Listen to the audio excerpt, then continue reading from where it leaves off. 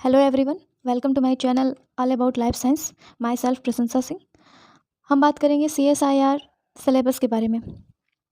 हम हम सबको पता है कि CSIR के एग्ज़ाम में अब मे बी हम लोग के पास 50 से 60 दिन है और इतने कम दिनों में सिलेबस को पूरा करना बहुत मुश्किल है। तो कुछ ऐसे टॉपिक हैं हर यूनिट में कि जिसको हम कवर कर ले तो हम अच्छा खासा स्कोर कर सकते हैं, क्योंकि पूरा इतने कम दिन में पूरा इस कंप्लीट कर पाना तो पॉसिबल नहीं है। बट अगर इन टॉपिक को कवर कर ले तो हम स्कोर कर सकते हैं, तो भी हमारा काम बन सकता है। तो आइए देखते हैं कि कौन से ऐसे टॉपिक हैं जिनको हम स्किप नहीं कर सकते, जो मस्ट है, किन्हें हम करना है।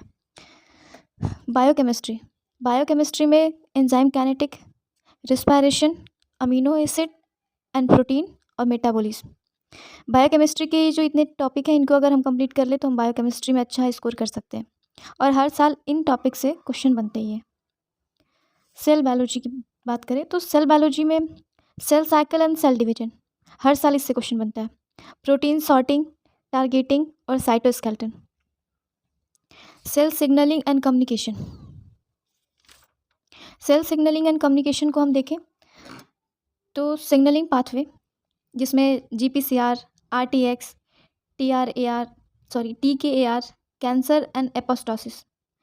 कैंसर और एपोस्टोसिस से हर साल सेल सिग्नलिंग में क्वेश्चन बनता ही है। तो अगर हम बहुत नहीं कर पा रहे हैं, इतना भी कर ले तो भी हम क्वेश्चन सॉल्व कर लेंगे, स्कोर कर लेंगे अपना। फंडामेंटल प्रोसेस जो कि मॉलिक्यूलर बायोलॉजी जो अब इसको बोलते हैं, इसमें ओपेरॉन से क्वेश्चन हर साल बनता है। क्रोमेटीन, रिपेयर सिस्टम, एंटीबॉडीज़ और ट्रांसपोजिशन, ये जो टॉपिक हैं इनसे क्वेश्चन इसमें बनते हैं। डेब बायो को अगर हम देखें तो डेब बायो डेवलपमेंट बायोलॉजी में Drosophila, axis development of amphibian, neural tube development, अगर ये 3 टॉपिक भी अगर हम कवर कर लें तो इस यूनिट से हम स्कोर कर लेंगे। प्लांट फिजियो की बात करें तो प्लांट फिजियो में फाइटो हार्मोन्स मतलब प्लांट हार्मोन्स, इससे हर साल एक क्वेश्चन बनता है। नाइट्रोजन फिक्सेशन में जैसे नाइट्रोजन से ammonia, ammonification, photosynthesis and secondary metabolism, ये तो मस्ट है। सेकेंडरी मेटाबॉलिज्म और फाइटो हार्मोन्स मतलब प्लांट हार्मोन्स। अगर टाइम हो तो आप इसको पूरा भी इस यूनिट को आप पूरा पढ़ सकते हैं, बट अगर आप नहीं पढ़ रहे हो तो ये टॉपिक ज़रूर कवर कर लें। फिर आता है एनिमल फिजियो। प्लांट फिजियो की बात करें तो इंट्रोक्राइन सिस्टम, एक्सक्रीटरी सिस्टम और ECG। इसके अलावा प्लांट फिजियो में कुछ पढ़ने की कुछ ज़रूरत नहीं है, बट हाँ, आप पढ़ना चाहते हो तो आप पढ़ सकते हैं।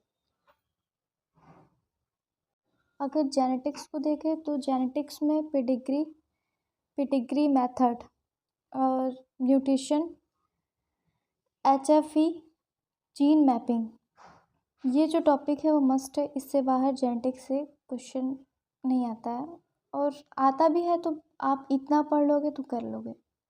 इकोलॉजी और एवोल्यूशन, तो मैं आपसे तो यही बोलूँगी कि आप इसमें से कुछ भी स्किप ना करें, आप इसको पूरा पढ़ें।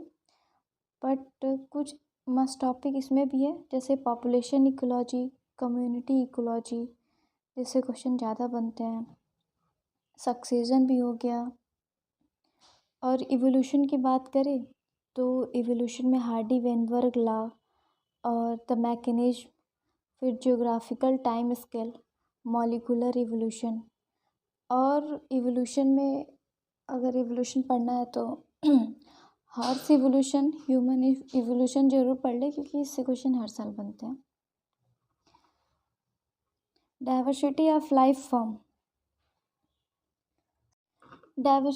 लाइफ फॉर्म की बात करें तो disease, sources, animal and plant classification, evolutionary relationship between taxa. Diversity of life form में एनिमल प्लांट का क्लासिफिकेशन ज़रूर पढ़ लें, क्योंकि ये मस्ट है। डाइवर्सिटी वाले में इससे क्वेश्चन बनता है। और मैं तो यही कहूँगी कि इकोलॉजी इवोल्यूशन बिल्कुल भी स्किप ना करें, इसके सारे टॉपिक को आप पढ़ें, क्योंकि सबसे ज़्यादा इससे ही क्वेश्चन बनते हैं पेपर में। और ये ऐसा यूनिट है कि बहुत इजी भी है, इजीली समझ में आता है, और स्कोरिंग है, इसे स्कोर किया जा सकता है। फिर हम बात करें अपना नेक्स्ट यूनिट, तो अप्लाइड बायोलॉजी, जिसमें agrobacterium, mediated gene transfer, molecular marker जरूर आप पढ़ें, जिसमें वेक्टर, क्लोनिंग और प्लांट टिश्यू कल्चर, ये सारे जो हैं इसमें आएंगे, जो कि इम्पॉर्टेंट है। और अप्लाइड बायोलॉजी और मेथड बायोलॉजी, तो ऐसे दो यूनिट हैं जो कि आपको एग्ज़ाम के बाद भी इंटरव्यू में भी काम देते हैं, क्योंकि इनसे क्वेश्चन किए जाते हैं। मेथड बायोलॉजी में देखें तो इलेक्ट्रोफोरेसिस, क्रोमेटोग्राफी, माइक्रोस्कोपी, आरडीटी, एएफएलपी, आरएपीडी, इम्यूनोटेक्नोलॉजी, इससे जो क्वेश्चन है इसमें मेथड बायोलॉजी में बनते हैं। तो मैंने जो आपको ये सारे टॉपिक बताए, CSIR नेट लाइफ साइंस में टोटल 13 यूनिट है। मैंने हर यूनिट में सारे इम्पॉर्टेंट टॉपिक ही बताए हैं, जो आप बिल्कुल भी स्किप ना करें, जिनसे हर साल क्वेश्चन बनता है। और पेपर को एनालाइज करके ही मैंने ये सारे टॉपिक बताए हैं, और आप इसको पूरा पढ़ें। अगर मैंने जितने इम्पॉर्टेंट टॉपिक बताए हैं, अगर आप इसे कवर कर लेते हैं तो आप एग्ज़ाम में अच्छा स्कोर कर लेंगे। So thank you. मेरे वीडियो को लाइक करें और चैनल को सब्सक्राइब करें प्लीज़।